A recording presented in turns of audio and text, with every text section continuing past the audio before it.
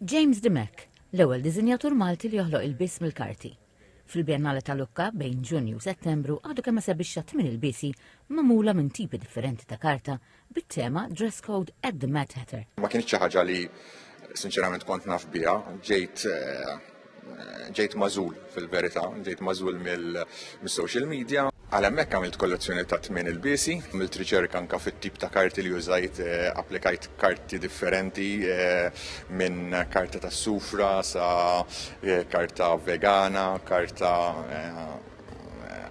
li jużaw għal-fjuri fil-verità ġifieri iktar irqiqa mis-soltu. Waqt ċerimonja tal-Loti tal-Onuri, id-diretturi tal-Bjennale ħabbru li fl-20 sena ġew premjati 4 artisti, fosthom l-artist Malti stess għal mod uniku li joħloq lil-biesi.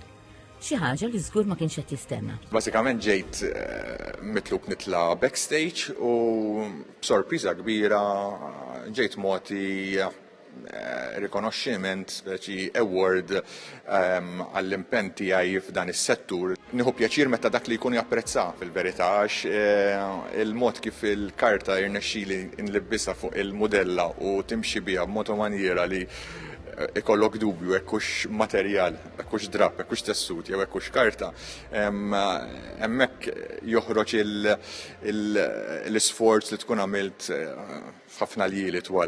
Għal James Dymek is-sorpriżi ma waqfux hawn.